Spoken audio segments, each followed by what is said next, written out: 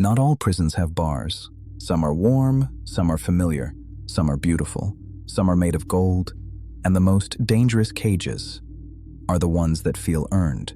Because when a prison rewards obedience, it stops looking like a prison. It begins to look like life. It begins to look like normal. It begins to look like success. And over time, the memory of freedom fades. Long ago, a philosopher named Plato described a simple scene. Not a complex theory, not an argument, just an image. A group of people were born inside a cave, not visitors, not captives brought from elsewhere. They were born there. That detail matters, because when existence begins inside a structure, the structure does not feel restrictive. It feels real. These people were chained from birth, facing a stone wall. Their bodies could not turn. Their necks could not move. Behind them, a fire burned steadily. Not violently, not dramatically, just enough to illuminate shapes. Between the fire and the chained figures, others walked back and forth, carrying objects, tools, statues, figures. As these objects moved, shadows appeared on the wall. Flickering shapes, distorted outlines. That was all that could be seen. Over time, the shadows became familiar. They were named, categorized, debated. Patterns were noticed. Predictions were made. Entire conversations formed around them. And slowly, without awareness, a complete understanding of reality was built on reflections. The cave felt safe, predictable, consistent, controlled. And when life feels controlled, the mind relaxes. Because predictability feels like security, and security feels like truth. Inside the cave, no one screamed, no one rebelled, no one felt imprisoned, because suffering was not required, only familiarity. Over time, status emerged. Some became skilled at recognizing shadows faster. Others became known for interpreting meaning.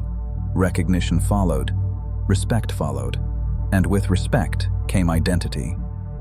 When identity forms inside a system, the system becomes worth defending, not through force, but through pride. One day, one of the prisoners was released. The chain loosened. The body shifted. At first, confusion replaced relief, because for an entire lifetime, the wall had been the world. Now the wall was behind, and behind it was something unknown. Light. The fire was brighter than expected. Eyes strained. Vision blurred. Pain followed. Not only physical pain, but cognitive pain.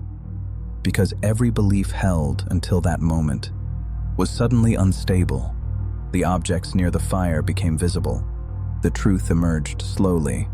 The shadows were not reality. They were projections, reflections of something more solid. And with that realization, certainty collapsed. The ascent out of the cave was worse.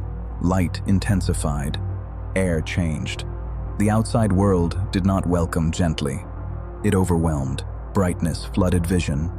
Balance faltered. The instinct to return emerged immediately. Because the familiar feels safer than the unknown, even when the unknown is real. Slowly, shapes formed.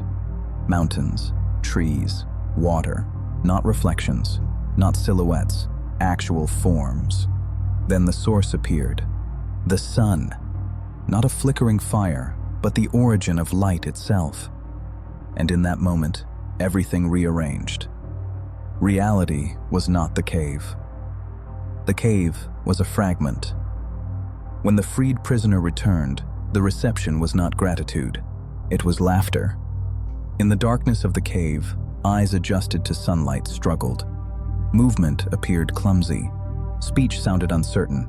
Shadow reading skills no longer worked, and competence, measured by cave standards, had disappeared. Mockery followed. The claim was simple. Leaving the cave had caused damage. Truth, measured by agreement inside the cave, had been violated. And safety, the highest value, had been threatened. No cruelty was intended, only preservation. Because the cave felt safe, and safety was worth protecting. Plato's story was never about stone walls. It was about how familiarity becomes authority, how repetition becomes belief, how comfort becomes truth. Today, the cave looks different. There are no chains, no fire. There are schedules, titles, routines, glass walls instead of stone, soft lighting instead of smoke, calendars replace shadows, notifications flicker where silhouettes once moved, performance replaces survival, and obedience is rewarded. In this modern cave, no one is forced to stay. Staying is incentivized, stability is praised, consistency is applauded, predictability is celebrated as maturity, expectations quietly tighten, approval becomes currency, and routine becomes identity. Most lives inside this structure feel busy rather than alive. Days fill quickly, paths feel decided, movement continues, but direction fades. Choices are filtered through unspoken questions. How will this appear? What reaction will follow? What might be lost? From the outside, the structure looks successful. From within, something feels muted, quiet, heavy, unchosen, because ownership has slowly been replaced by performance, and performance requires an audience. A moment eventually arrives, usually in silence. Not dramatic, not announced, just a question. If no one were watching, would the same life still be chosen? If approval disappeared, would the same sacrifices feel meaningful? If expectations dissolved, what would remain? That question feels dangerous because it points toward the exit, toward uncertainty. And uncertainty feels like loss to a mind trained for safety. Leaving the cave is not heroic, it is awkward. Old skills lose value, old status fades, beginnings replace mastery, and the fear of appearing ordinary keeps many people inside, because inside the cave, recognition exists. Outside, anonymity waits. This is where the golden bars reveal themselves. Not money, not comfort, validation, applause, the need to be seen as successful, the need to appear correct. Winning inside the cave still means remaining inside. A cage made of rust invites escape. A cage made of gold invites protection. It is polished, defended, even admired. And admiration strengthens the lock, because when others celebrate the cage, the occupant begins to celebrate it too.